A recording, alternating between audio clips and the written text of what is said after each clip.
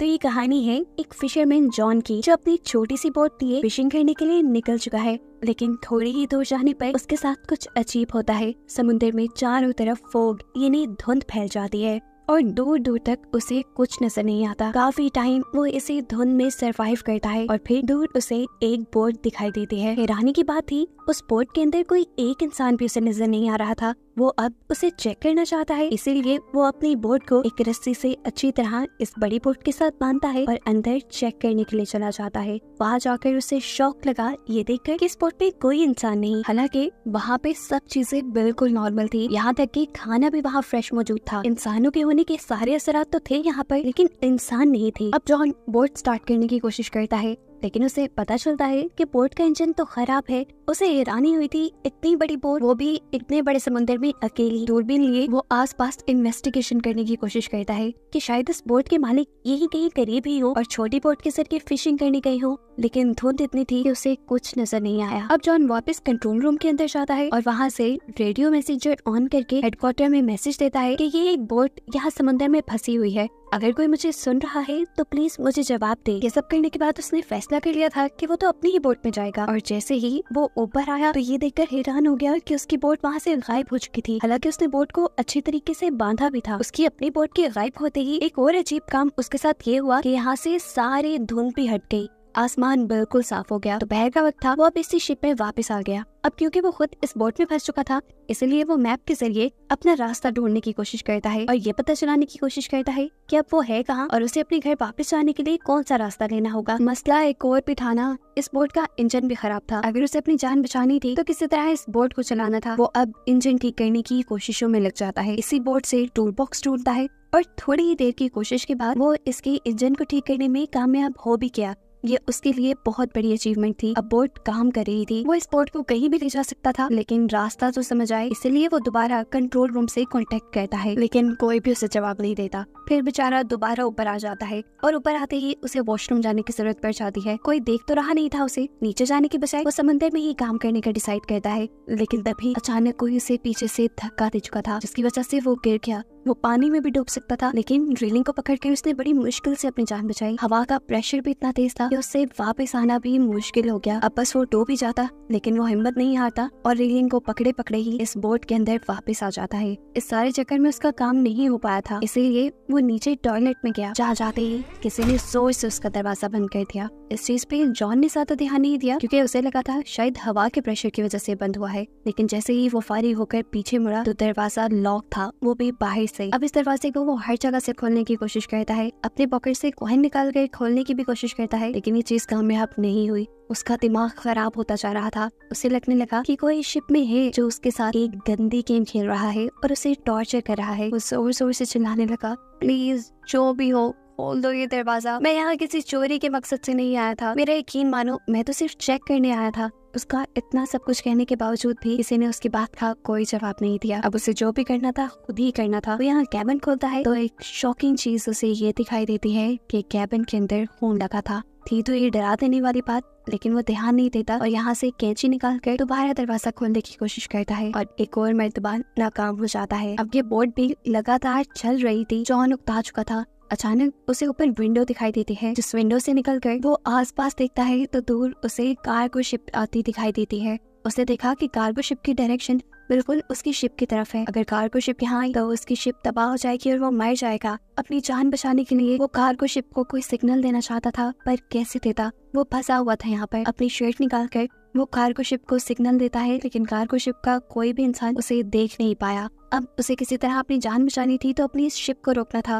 वरना cargo ship इसे तबाह कर देती। तभी उसे विंडो के ऊपर एक रस्सी दिखाई देती है और उसे आइडिया आता है कि क्यों ना वो इस रस्सी के जरिए ही शिप को रोके। वो रस्सी को बांध बूंद कर बाहर फेंकता है ताकि बोट रुक सके, लेकिन यहाँ उसी के साथ बुरा हो गया। वो रस्सी उसी की शिप के फैन के साथ लिपट गई और बाथरूम के अंदर से वो रस्सी उसके गले के अंदर अटक गई। उसका गला तो अब घुट रहा था, वो मर जाता, लेकिन वो बड़ी मुश्किल से किसी और टूल के जरिए इस रस्सी से अपनी गर्दन छुड़वाता है। गर्दन पूरी लाल हो गई थी, वो मरने ही वाला था, लेकिन बच गया। खैर, रस्सी के फैन में लिपटने की वजह से ये शिप तो रुक गई थी, लेकिन ये फिर भी काफी नहीं था। कार्गो शिप फिर भी उसकी शिप से टकरा जाती है, जिसकी वजह से उसकी शिप को बहुत बुरा झटका लगता है और वो भी यहाँ गिरकर बेहोश हो जाता है। उसके सर पे अब चोट भी आ गई थी। जॉन को जब होश आया तो उसने देखा कि अब बाथरूम में पानी भर रहा था और हैरानी की बात थी, ये समुंदर का पानी नहीं था बल्कि साफ पानी था। यानी कोई तो था जो उसे डराने की, उसे मारने की कोशिश कर रहा था। वो एक और मर्तबा भीख मांगता है, जो भी हो प्लीज छोड़ दो मुझे, लेकिन कोई उसकी सुन ही नहीं रहा था। उसे भूख और प्यास भी लगी थी, उसकी ताकत भी कम हो गई थी।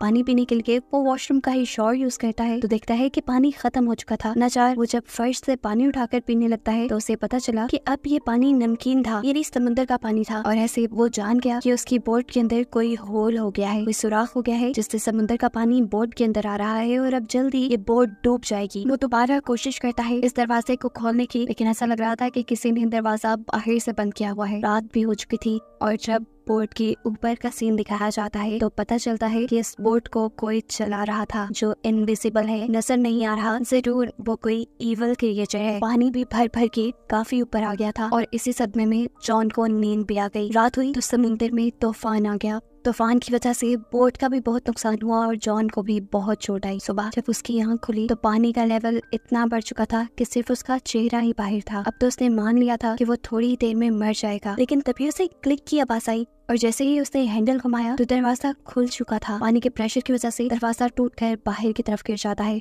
और ऐसे जॉन को यहाँ से रिहाई मिल जाती है। सबसे पहले वो बोट के ऊपर जाता है और ताज़ा हवा में सांस लेता है, क्योंकि नीचे ऑक्सीजन लेवल बहुत ज्यादा कम हो चुका था। अब वो जान गया था कि यहाँ पे जो कोई भी है वो उसे हर हाल में टॉर्चर करना चाह रहा है। इससे ज्यादा वो टॉर्चर बर्दाश्त नहीं कर सकता। साथ ही नीचे बोट में पानी भी भर रहा था। वो जानता था ये बोट कभी भी डूब जाएगी। फैसला तो उसने कर लिया था कि वो यहाँ रहेगा नहीं, इसीलिए उसके दिमाग में एक आइडिया आता है। वो इसी शिप से एयर बैग्स लेता है और नीचे जो अभी बाथरूम का दरवाजा टूटा था वो लेकर उन सारी चीजों को आपस में बांध कर अपने लिए एक छोटी सी राफ्ट बनाता है ताकि वो इसके जरिए यहाँ से भाग सके। लेकिन कुछ और चीजें भी तो जरूरी थी। वो इस राफ्ट को चलाता कैसे? सारी चीजों का इंतजाम वो इसी बड़ी बोट से करता है। यहाँ तक कि खाने पीने की चीजें भी वो यहीं से लेता है और फिर इस बोट से उतर जाता है। फाइनली अब वो अपनी राफ्ट में आ गया था। जब वो चलाते चलाते वो बहुत ही मेहनत से आहिस्ता आहिस्ता आगे जा रहा था और ये बड़ी बोट उसके सामने ही खड़ी थी। घंटों गुजर जाते हैं, वो भी ज्यादा सफर तय नहीं कर पाता और देखता है कि वो बोट भी वैसे की वैसी ही खड़ी है जिसके बारे में उसे लग रहा था कि वो 5 से 10 मिनट में डूब जाएगी।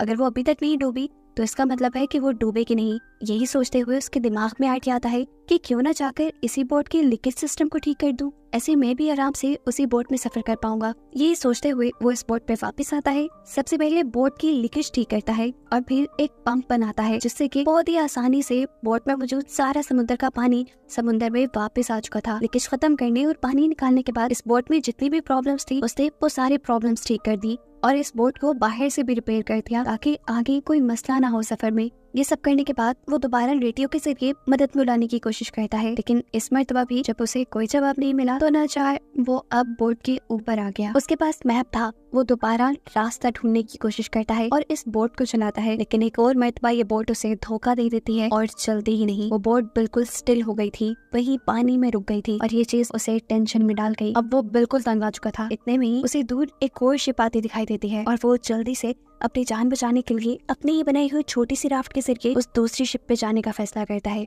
और जैसे ही वो अपनी राफ्ट लेकर उसके लिए निकलता है तो ये शिप खुद ब खुद चल जाती है और इतनी तेजी से उसका पीछा करने लगती है कि उसे लग रहा था कि ये शिप उसे कुचलकर मार ही देगी। वो अपनी स्पीड और बढ़ा देता है, लेकिन कोई फायदा नहीं था क्योंकि उस बड़ी शिप ने अपनी स्पीड और भी ज्यादा तेज कर ली थी। और इससे पहले कि अब ये शिप उसे टकरा जाती, वो अपनी राफ्ट के ऊपर से जंप कर देता है और तैरते हुए दूसरी बोट तक जाने का डिसाइड करता है। लेकिन इतने में वो दूसरी बोट जा चुकी थी और ये देखकर वो समझ गया कि इस बोट पे कुछ तो इवल है जो उसे अपने से दूर नहीं जाने दे रहा। उसने सोच लिया था कि चाहे वो पानी में मर जाएगा लेकिन उस बोट में नहीं जाएगा। शाम होने तक वो पानी में ही तैरता रहा, लेकिन अब पानी का टेम्परेचर बहुत ज्यादा गिर गया था। पानी बहुत ठंडा था और नीचे डॉल्फिन्स भी थी। अब सर्दी से बचने के लिए वो दोबारा बोट पे आ जाता है। तबीयत उसकी इतनी खराब हो गई थी कि उसने कुछ नहीं सोचा और जाकर ब्लैंकेट लेके रूम में सो गया। सुबह में जब उठा तो उसने दोबारा यहाँ से बाहर निकलने का फैसला किया, लेकिन अब उसके रूम का दरवाजा भी बंद हो गया था। वो बुरी तरह फ्रस्ट्रेट हो गया। उसके साथ ये हो क्या रहा था वो समझ ही नहीं पा रहा था। तभी उसे यहाँ पे एक छोटा सा कैबिन नजर आता है, जिसे खोलने पे उसने देखा कि ऊपर से एक रास्ता है, एक रोशनदान है जो खुल के वो यहाँ से बाहर जा सकता है। वो अब उस कैबिन के अंदर चला गया जो जगह बहुत छोटी थी। असल में वो एक स्टोरेज एरिया था। इस स्टोरेज एरिया के जरिए